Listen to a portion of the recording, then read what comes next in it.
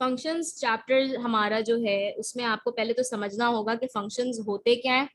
ठीक है, फंक्शंस जो होते हैं वो बेसिकली दो वेरिएबल्स को कनेक्ट करते हैं, एक्स और वाई वेरिएबल्स को कनेक्ट करते हैं। लेकिन अगर मैं बहुत एक कोई रियल लाइफ एग्जांपल दूं तो किसी भी तरह की प्रोसेस को हम फंक्शन कहते हैं। कोई भी तरह का प्रोसेस हो गया, लेट्स से मेरे पास एक मैजिक बॉक्स है, ठीक है, I have a magic box, और उस मैजिक बॉक्स को मैं जो भी बोलती हूँ ना वो करता है। लाइक फॉर एग्जाम्पल, अगर मैं उस मैजिक बॉक्स में मैंने उसको बोला कि मुझे आप जो भी मैं नंबर एंटर करूं आपने उस नंबर को डबल कर देना है। ठीक है, तो मैजिक बॉक्स को जब मैंने बोला कि कोई भी नंबर मैं एंटर करूं आप उसको डबल करके देना, तो उसने जो है उस चीज को प्रोसेस कर लिया। ठीक है, उस चीज को प्रोसेस कर लिया, और पहला जो मैंने कार्ड उस मैजिक बॉक्स में इनपुट किया वो किया 2। ठीक है, मैंने उसमें इनपुट किया 2, मैजिक बॉक्स ने उसको डबल किया और मुझे आउटपुट दिया 4। ठीक है, तो मेरा जो मैजिक बॉक्स है वो बेसिकली एक फंक्शन मशीन बन गया, यानी मैं जो भी वैल्यू इनपुट करी थी वो उसका डबल करके मुझे आउटपुट दे रहा था। फिर मैंने सेकंड अपना जो प्रोसेस था वो मैंने चेंज कर दिया। अब मैंने मैजिक बॉक्स को बोला कि अब मैं जो भी नंबर आपको दूंगी that is going to be a perfect square, तो मुझे उसका आंसर बता देना। ठीक है, परफेक्ट स्क्वायर का अंडर रूट करके मुझे आंसर बता देना कि what result will I get. So first of all मैंने एंटर किया 144, मैंने 144 नंबर एंटर करा, तो मैजिक बॉक्स ने उसका अंडर रूट लिया और मुझे आउटपुट दिया 12। ठीक है, तो यानी कि मैं जो भी नंबर इनपुट करी थी फंक्शन मशीन उस चीज को प्रोसेस कर रहा था और उसका एक आउटपुट दे रहा था। तो फंक्शन होता क्या है? Function is basically a process जो इनपुट वैल्यूज को आउटपुट के अंदर कन्वर्ट कर देता है। ठीक है ना, तो इसी तरह हम जब मैथ्स में फंक्शंस पढ़ेंगे तो यही आप देखेंगे कि हम x की वैल्यूज हम डालेंगे तो हमें फाइनल आंसर जो मिलेगा वो y मिलेगा बेसिकली। अच्छा, मैं एक और रियल लाइफ एग्जांपल देती हूँ। एटीएम यूज किया होगा आप लोगों ने, एटीएम मशीन यूज की होगी। तो एटीएम मशीन में आप क्या करते हो? What do you guys do in, like what is the purpose of ATM machine? क्या करता है एटीएम, क्या करता है? एनीवन?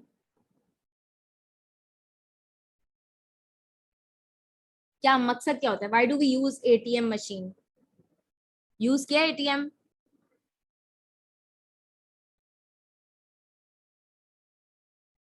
एटीएम मशीन, हाँ, for money. We use it कि हमें जब पैसे चाहिए होते हैं, कैश चाहिए होता है, कैश विड्रॉवल्स के लिए यूज होता है एटीएम मशीन। तो हम एंटर क्या करते हैं, हम इनपुट क्या करते हैं, हम अपना एटीएम कार्ड इनपुट करते हैं, तो हमें आउटपुट के तौर पर we get the money, right. तो एटीएम मशीन एक फंक्शन परफॉर्म करती है, राइट। वो कार्ड में जो हमारी कार्ड हम इनपुट करते हैं तो वो कैश आउटपुट देती है। तो ATM is the function machine in that case. ठीक है ना, रियल लाइफ में अगर मैं बात करूं। सो कमिंग टू मैथ्स के फंक्शंस जो होते हैं वो क्या होते हैं? आप इस पूरे चैप्टर फंक्शन के अंदर दो मेन चीजें पढ़ेंगे। पहली चीज, फंक्शन नोटेशन के बारे में आप पढ़ेंगे, और फंक्शन नोटेशन के बाद we are going to do inverse of the functions. बस इन दो चीजों के अलावा फंक्शंस चैप्टर में इतनी कोई खास चीज नहीं है। सीआईस के अंदर जो फंक्शंस चैप्टर है दैट इज 98% P1, यानी ये रेयरली P2 का सवाल है। इसमें ज्यादातर क्वेश्चंस आते हैं P1 के, और फंक्शंस में रिपीटेड क्वेश्चंस होते हैं। द कॉन्सेप्ट्स आर रिपीटेड, हर दफा आपको एक ही चीज करनी होती है। ठीक है, जो हम तीसरा चैप्टर करेंगे ना, graphs of functions, graphs of functions basically उसमें ये फंक्शंस के बाद मैंने इसीलिए रखा है क्योंकि they are interconnected with each other. और जब हम ग्राफ्स ऑफ फंक्शंस में पहुंचेंगे तो मैं आपको बताऊंगी कि ये फंक्शंस के साथ कैसे लिंक्ड है। दूसरी चीज, आपको नाम से भी समझ आ रहा होगा ना, ग्राफ्स ऑफ फंक्शंस, यानी इसमें हम इक्वेशंस सॉल्व कर रहे होंगे और फिर जब ग्राफ्स ऑफ फंक्शन से पहुंचेंगे so you guys will be drawing the graphs of those functions. ठीक है, तो फंक्शन नोटेशन क्या चीज होती है? देखो, फंक्शन नोटेशन बेसिकली लिखा हुआ है कि रिप्रेजेंटेशन ऑफ फंक्शन, क्या आप फंक्शन को रिप्रेजेंट कैसे करते हो, representation of function. Like for example, ये लिखा हुआ ना f of x equals to 2x, ये जो चीज होती है ना f और फिर ब्रैकेट बना के x लिखा हुआ होता है। इसको हम पढ़ते कैसे, f ऑफ x। x जो होती हैं वो हमारी होती हैं इनपुट वैल्यूज, इनपुट वैल्यूज, और जो y होता है वो होता है हमारा आउटपुट वैल्यूज। फंक्शंस चैप्टर के अंदर हम y को f ऑफ x से भी रिप्रेजेंट करते हैं। लाइक अगर ये लिखा हुआ है f of x is equals to 2x plus 3, ठीक है, f of x equals to 2x plus 3 लिखा हुआ है, तो इसको मैं यूं भी लिख सकती हूँ कि y is equals to 2x plus 3, यानी कि f of x functions chapter के अंदर y के इक्वल होता है। सो इस चीज को हम कहते हैं f ऑफ x को हम बेसिकली कह रहे होते हैं फंक्शन नोटेशन, बिकॉज इस तरह से हम फंक्शंस को रिप्रेजेंट कर रहे होते हैं। तो यहाँ पर यही लिखा हुआ है y is equals to 2x can also be written as f of x equals to 2x, ठीक है। तो और ये भी हमने पढ़ लिया कि फंक्शन क्या होता है। Function is a rule, mapping, correspondence, manner which relates one variable to another in the form of an equation. देखो ये फंक्शन क्या कर रहा है, ये एक वेरिएबल को दूसरे वेरिएबल के साथ कनेक्ट कर रहा है इन the form of equation. Okay, so let's start with the first example of functions. F of x is equals to 3x plus 2. This is the main function that is given to you, and you have to find the values of f of 4, f of 5 and f of 6. देखो जब भी कोई चीज आप bracket में देखो, f के साथ ब्रैकेट में क्या चीज लिखी होती है, x। तो इसका मतलब ये हुआ कि यहाँ पर x जो है वो 4 हो गया, दूसरे वाले में x जो है वो 5 हो गया, तीसरे वाले में जो x है वो 6 हो गया। अब आप इसको ऐसे समझ लो कि ये जो इक्वेशन है ये बेसिकली एक फंक्शन मशीन है। फंक्शन मशीन को हमने एक इक्वेशन दे दी कि जो भी आपको मैं वैल्यू इनपुट करूं वो वैल्यू उस एक्सप्रेशन के अंदर आप बेसिकली उस एक्सप्रेशन के अंदर वो वैल्यू पुट करके मुझे आंसर बता देना। जैसे मैंने मैजिक बॉक्स की एग्जांपल दी थी, उसमें मैंने आपको क्या बोला था कि मैजिक बॉक्स को बोल दिया था कि स्क्वायर करना, तो मैं जो भी नंबर इनपुट कर रही थी वो आउटपुट करके मुझे स्क्वायर करके आउटपुट दे रहा था। तो इसी तरह इस केस में आप समझ लो कि ये जो मैजिक बॉक्स है इसको हमने बोला है कि कोई भी नंबर इनपुट किया जाए, कोई भी नंबर इनपुट किया जाए तो आपने उसको इस एक्सप्रेशन में डालना है, 3x प्लस 2 के एक्सप्रेशन में डालना है और उसका मुझे आउटपुट बता देना है। तो पहला इनपुट मैंने डाला 4, यानी x की वैल्यू जो इनपुट मैंने की वो की 4, तो आउटपुट मेरा क्या आएगा, 3 इंटू 4 12, 12 प्लस 2 14, यानी आउटपुट उसने मुझे दे दिया फंक्शन मशीन ने 14। सो बेसिकली ये जो है वो एक मैजिक बॉक्स है और इसके अंदर डाल के आप सारी चीजों को सॉल्व कर सकते हो, यानी x की डिफरेंट इनपुट वैल्यूज को आप कन्वर्ट कर सकते हो और आंसर आउटपुट वैल्यूज दे सकते हो। आउटपुट वैल्यूज को हम कहते हैं y। मैंने अभी ऊपर यही बताया ना, ये जो आउटपुट वैल्यूज होती हैं ये क्या होती हैं, ये y होती है, ठीक है। आउटपुट वैल्यूज y देती हैं और इनपुट वैल्यूज x होती हैं। सो इसी तरह यहाँ पर जो ये आउटपुट आया ये y के इक्वल आया, यानी जब मेरा f ऑफ 4 था तो मेरा आउटपुट आया 14। और इसको वर्किंग कैसे शो करेंगे, ऑब्वियसली आप लोग सीआई के अंदर ये मैजिक बॉक्स तो नहीं बना के आओगे कि मिस शफक ने तो मैजिक बॉक्स का बताया था, ठीक है। तो इसकी वर्किंग के स्टेप्स होते हैं और वर्किंग के स्टेप्स बहुत ईजी हैं। सबसे पहले आप क्या करोगे कि आपने मेन क्वेश्चन उतारा, f of x is equals to 3x plus 2, और यहाँ पर आपने x की जगह पर 4 डाला तो ब्रैकेट में लिखा f of 4 is equals to 3 into x की जगह पर 4 plus 2. So this would become 12 plus 2 which is 14.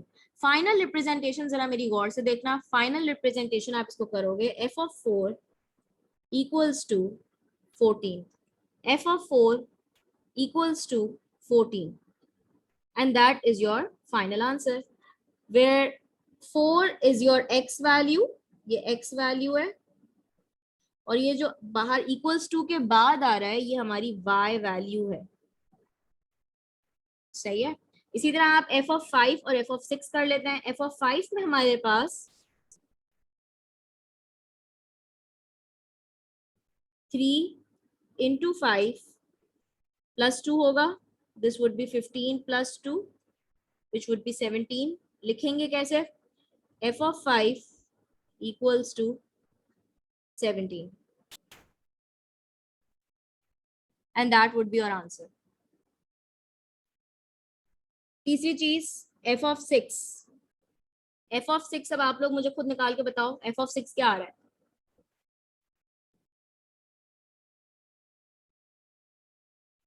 Example number 2, if f of x is equals to half of x into x plus 1, evaluate. evaluate का मतलब, मैंने ऊपर algebra का जो topic हम लोगों ने पहले किया था उसमें आपको बताया था, evaluate का जब भी मतलब आता है तो हमेशा आंसर एक नंबर फॉर्म में आता है, ठीक है, नंबर वैल्यू आती है. लेकिन यहाँ पर देखते हैं कि क्या हमारे पास सारे आंसर्स नंबर वैल्यू में आएंगे या नहीं. Let's check that out. ठीक है, देखो पार्ट 1 में f of 1 दिया हुआ है. f of 1 पहला part, f of x is equals to half x into x plus 1. That is the question. अब यहाँ पर x की जगह पर हमें 1 दिया हुआ है तो f of 1 is equals to half x की जगह पर 1. This would be 1 plus 1. f of 1 is equals to half. अच्छा ये हो जाएगा 1 plus 1 is 2. 2 multiplied by 1 is 2 again. ये 2 लिखा. Now 2 and 2 gets cancelled. Final answer आ गया 1.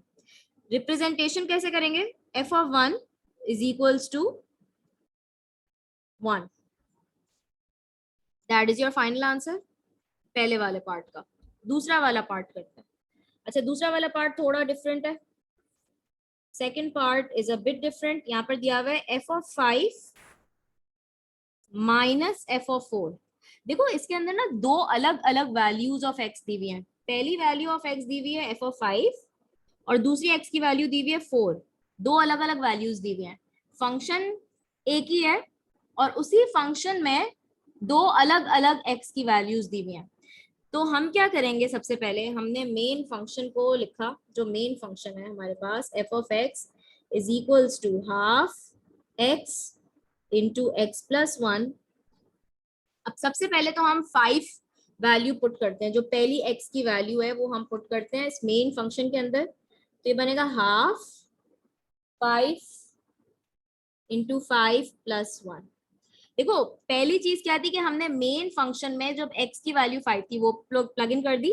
उसके बाद यहाँ पर f of 4 दिया हुआ है तो यानी कि x की वैल्यू जो 4 है वो हम यहाँ पर प्लग इन करेंगे. माइनस लिखेंगे पहले यहाँ पर. We are going to write down minus sign here because यहाँ पर माइनस है.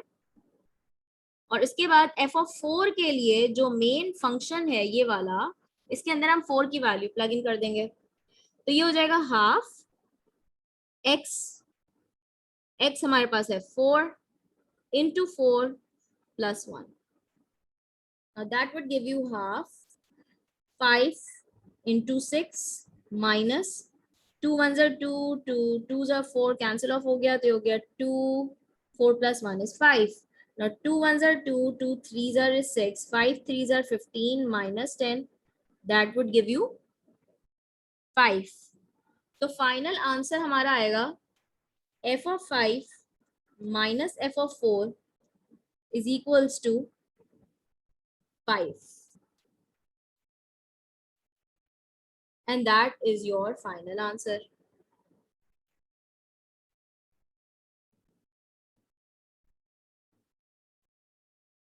पार्ट 3 करें. f of x plus 1. अच्छा f of x plus 1. अब मैंने आपसे ऊपर कहा था कि इवैल्यूएशन में हमेशा आंसर एक नंबर फॉर्म में आता है. लेकिन बेटा ये तो यहाँ पर आप नोट करो कि जो x की जगह पर हम वैल्यू पुट करेंगे वो तो x plus 1 यानी खुद x जो है वो x के ही फॉर्म में है.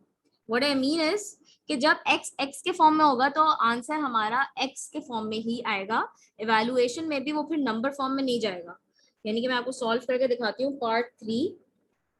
पार्ट 3 आपसे कह रहा है कि f of x plus 1 यानी x जो है वो हमारा ये है x plus 1 और हमारा जो मेन फंक्शन है वो है f of x is equals to half of x x plus 1. आप नोट करें कि मैं हर पार्ट के साथ पूरा फंक्शन नोट डाउन कर रही हूँ. हर पार्ट के साथ मैंने पूरा फंक्शन नोट डाउन किया है and that is important.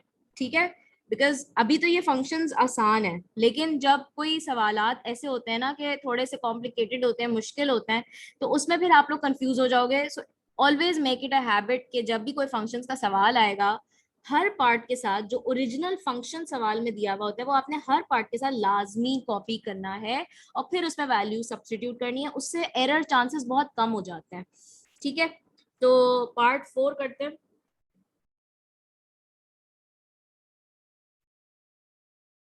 Part 4 में हमने x+1 प्लग इन करना है। हाफ x की जगह पर x+1, फिर x की जगह पर x+1 और ये +1 भी आएगा। देखो इसका मतलब क्या हुआ कि x की जगह पर हाफ के बाद ये वाला x+1, फिर इस x की जगह पर दिस x+1 और ये +1 यहाँ पर ये वाला आ गया। अब इसको फर्दर अगर हम सॉल्व करेंगे तो ये बनेगा हाफ x+1 इंटू x+2 और ये हमारा आंसर होगा f ऑफ x+1 का। तो हमने फंक्शंस के बारे में क्या पढ़ा? फंक्शंस क्या होते हैं? फंक्शंस होते हैं जो कि आपके x और y यानी कि वेरिएबल्स को कनेक्ट करते हैं। इसमें होती है इनपुट वैल्यूज और आउटपुट वैल्यूज। जो x की वैल्यूज होती है उसको हम इनपुट वैल्यूज जो है बोलते हैं, और जो y की वैल्यूज होती है उसको हम कहते हैं आउटपुट वैल्यूज। फिर हमने फंक्शन नोटेशन के बारे में पढ़ा। फंक्शन नोटेशन वो वाली चीज होती है कि जो फंक्शंस को रिप्रेजेंट करती है। ठीक है, और इसके अलावा मैंने आपको बताया कि f ऑफ x को जो है उसको भी हम y कहते हैं। और इस पूरे चैप्टर में हम फंक्शंस के बारे में दो चीजें पढ़ेंगे। एक तो हम फंक्शन नोटेशन से रिलेटेड सारी चीजें करेंगे, जो अभी हम पहले कंपोनेंट को कवर कर रहे हैं, ये सारा फंक्शन नोटेशन का पार्ट है। इसके बाद जो दूसरा फंक्शंस चैप्टर का कंपोनेंट है दैट इज इनवर्स फंक्शंस। ठीक है, इसको फर्दर सवाल आया है कि क्या हम x+1 इंटू x+2 करेंगे, तो नहीं, इतना ही। ये 1 मार्क का क्वेश्चन आता है आपके पेपर में और आपको इस वर्किंग के पूरे 1 मार्क मिल जाएंगे। You don't have to further expand it. Okay, let's do part 4। Part 4 देखो, f ऑफ x स्क्वायर दिया हुआ है। Part 4 f of x square. Part 4, let's write down the main function. Main function दिया हुआ है f of x equals to half of x into x plus 1 और part 4 में आपको f of x स्क्वायर दिया हुआ है, यानी x की जो वैल्यू है वो है x स्क्वायर। ठीक है, तो हम x की जगह पर x स्क्वायर लगा देंगे, x की जगह पर x स्क्वायर लगा देंगे +1 and that is going to be your answer. लिखेंगे कैसे? f of x square is equals to, this will be your answer. सही है। पार्ट 5 में f ऑफ -2 दिया हुआ है। अच्छा, आप मुझे बताओ जल्दी से, f ऑफ -2 का आंसर जब हम इवेलुएट करेंगे तो क्या वो नंबर फॉर्म आएगा? f ऑफ -2 का आंसर जब मैं इवेलुएट करूंगी तो वो क्या नंबर फॉर्म आएगा या एक्सप्रेशन आएगा? What would be my answer? ये जैसे आंसर आ रहा है, दिस इज एन एक्सप्रेशन ना, बिकॉज ये x के टर्म्स में है। ये x के टर्म्स में इसलिए आया क्योंकि हमारे पास x इटसेल्फ x स्क्वायर था। तो जब x आपका कोई नंबर वैल्यू होगी, जैसे ऊपर ये x की वैल्यू नंबर थी ना, तो हमारे पास आंसर नंबर फॉर्म में आ रहा था। जैसे यहाँ पे yes Hajra, very good, number form आएगा। देखो ये नंबर फॉर्म आ रहा था ना, क्योंकि x की वैल्यू नंबर फॉर्म थी, नंबर थी इटसेल्फ, नंबर था x। तो इवैल्यूएशन में x की वैल्यू, जो y की वैल्यू आई वो भी नंबर आई। इस तरह अब पार्ट 5 में x जो है वो -2 है, वो इटसेल्फ नंबर है, तो जो आउटपुट आएगा वो भी हमारा नंबर फॉर्म में आएगा। सही है, तो पार्ट 5 में हमारे पास f ऑफ -2 हमें निकालना है। उसके लिए पहले हम मेन फंक्शन लिखते हैं, half of x into x plus 1। x की जगह पर मुझे अब -2 डालना है, सो हाफ -2 +1। देखो x की जगह पर -2, x की जगह पर -2, 2 and 2 गेट्स कैंसल्ड, सो ये हो गया, ये माइनस साइन यहाँ पर है और ये -2 + 1, so minus into -2 + 1 would be minus into -1, that would be +1. So final answer therefore would be f of -2 equals to 1. और ये एक नंबर फॉर्म में आंसर आ रहा है. इवैल्यूएशन का जो आंसर आ रहा है एक नंबर फॉर्म में आ रहा है because x itself is in the number. ये x है.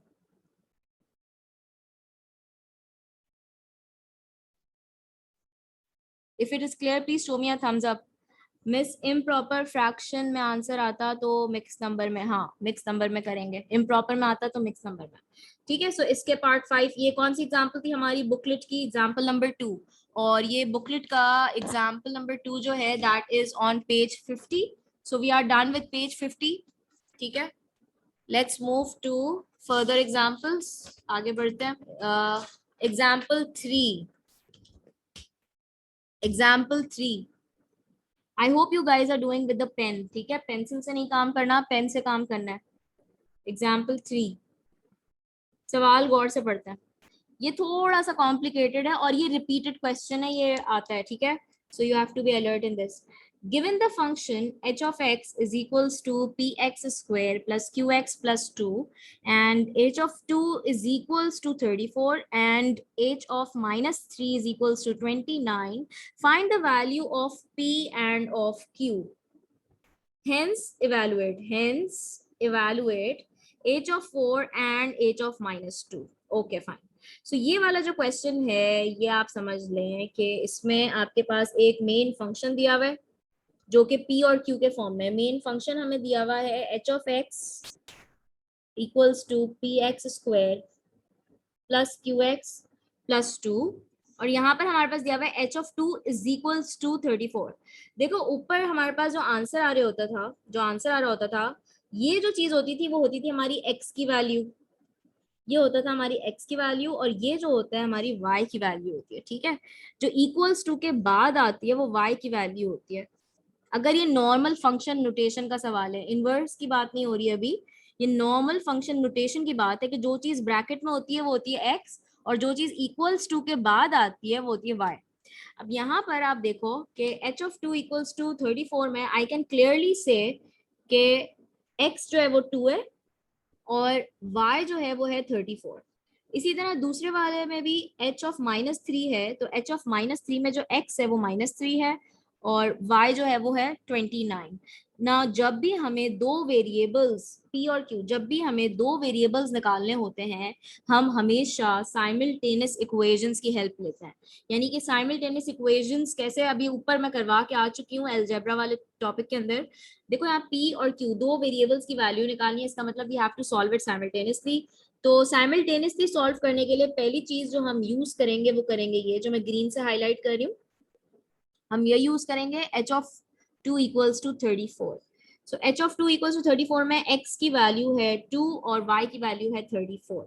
सो ये जो हमारे पास फंक्शन है इस फंक्शन के अंदर हम x की जगह पर 2 डाल देंगे, यानी जहां पर x है उसकी जगह पर हम 2 पुट करेंगे. और ये h of x है, ये h of x किसके इक्वल होता है? h of x जो होता है वो हमेशा, मैंने ऊपर बताया था, f of x हो, h of x हो, g of x हो, वेरिएबल कोई भी हो यहाँ पे, लेकिन जो इस तरह से लिखा हुआ होता है ना h of x, f of x, g of x, ये basically it all equals to y. So यहाँ पर मैं इसकी जगह पर I can clearly write here y और y हमारे पास 34 दिया हुआ है. ये y है और y हमारे पास 34 है. अब इसको सॉल्व करते हैं तो होगा 34 is equals to 4p plus 2q plus 2. तो 2 वहां पर चला जाएगा, ये बनेगा 34 minus 2 equals to 4p plus 2q. इसको यूं लिख सकते हैं 4p plus 2q equals to 32 and that is your equation number 1. Let's make equation number 2 और इसके लिए अब ये वाली जो चीज है ना h of -3 equals to 29, अब हम ये यूज करेंगे और x और y की वैल्यू जो मेन फंक्शन है उसके अंदर सब्स्टिट्यूट करेंगे. तो h of x is equals to px square और qx प्लस 2. अच्छा हम ये सारा ड्रामा क्यों कर रहे हैं? क्यों सब्स्टिट्यूशन कर रहे हैं इसकी हेल्प से, इससे हमें क्या फायदा होगा, व्हाट विल वी फाइंड। ये ड्रामा हम इसलिए कर रहे हैं क्योंकि हमें पी और क्यू की वैल्यूज निकालनी है ना, पी और क्यू टारगेट है हमारा। सो लेट्स पुट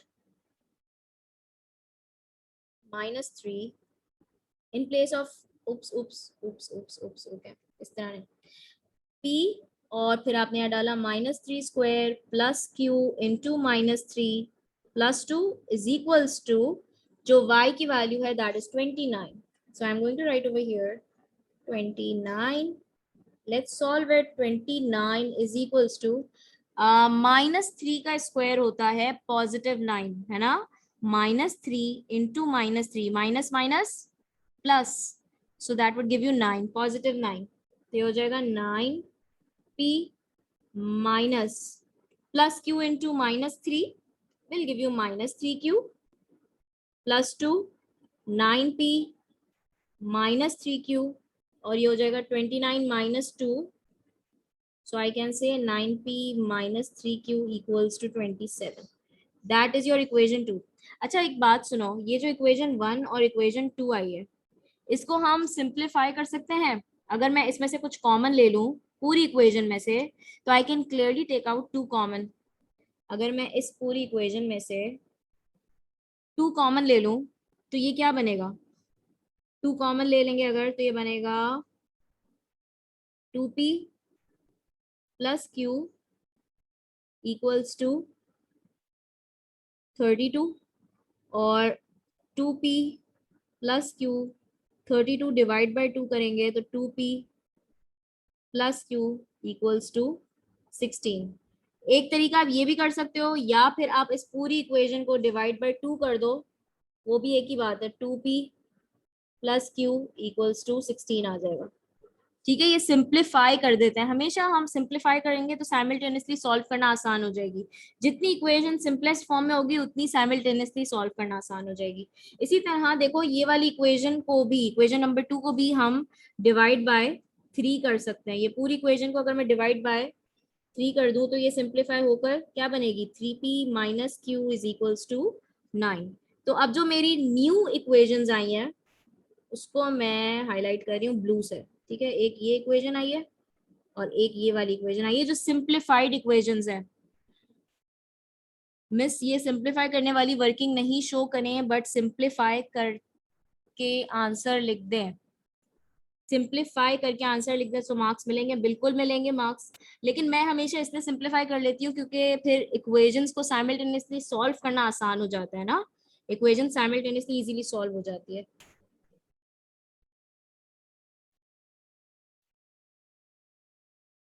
सही है, तो इसको हमने 1 और 2, अगर आप सिंप्लीफाई नहीं भी करोगे तो भी विल गेट द मार्क। तो ये बनेगा 2p plus q equals to 16, 3p minus q equals to 9। Elimination लगा लें, इसको कट ऑफ कर देते हैं। ये क्या बन गया, 5p equals to 16 plus 9 would give you 25, p की वैल्यू आ गई 5। ओहो स्क्रीन स्टक हो गई, सॉरी, p की वैल्यू आ गई 5।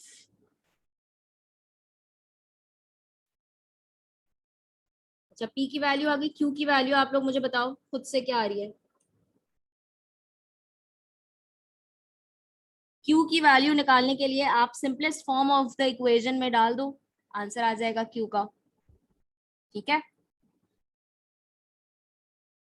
अच्छा यहाँ पर हमारे पास जो आंसर आ गया q का वो आया 6 और p की वैल्यू आ गई 5। बट यहाँ हमारा सवाल खत्म नहीं हुआ, यहाँ पर हमारा क्वेश्चन खत्म नहीं हुआ। आगे क्वेश्चन की रिक्वायरमेंट ये है, hence evaluate h of 4 and h of -2। अब देखो जब p और q की वैल्यू आ गई है तो हम लोग उसको मेन फंक्शन में पुट करते हैं। ये वाला मैं जो ये वाला पार्ट है ना, ये मैं यहाँ पर कर दूं ऊपर सॉल्व।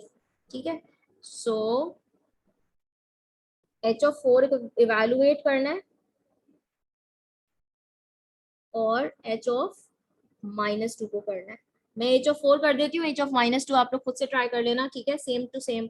पहले तो मेन फंक्शन क्या है, h of x equals to p x square plus q x plus 2। इसमें p और q की वैल्यू डालते हैं तो ये हो जाएगा h of x equals to p की वैल्यू आई है 5, q की वैल्यू आई है 6।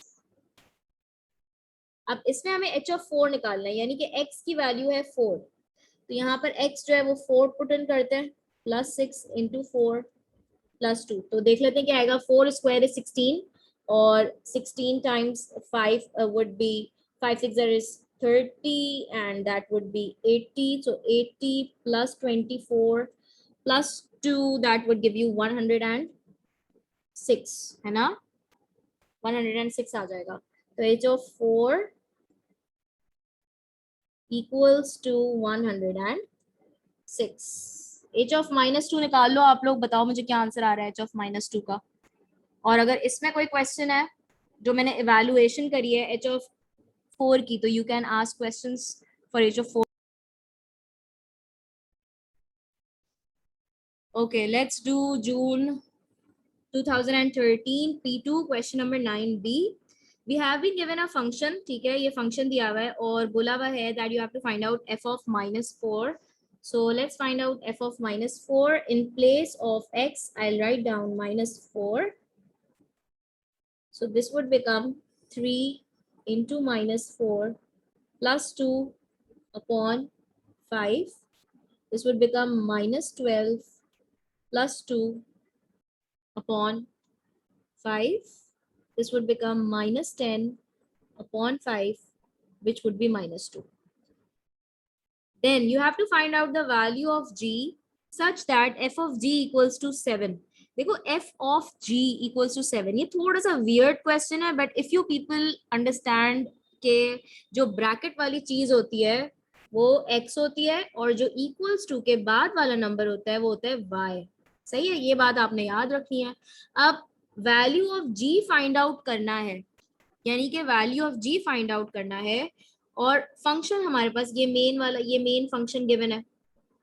इसमें हम जो g है वो बेसिकली x की जगह पर हम g पुट इन करेंगे, तो यहाँ पर जो x है उसकी जगह पर हम g पुट इन करेंगे, और ये जो f ऑफ x है this is basically equal to y, और y हमारे पास दिया हुआ है 7।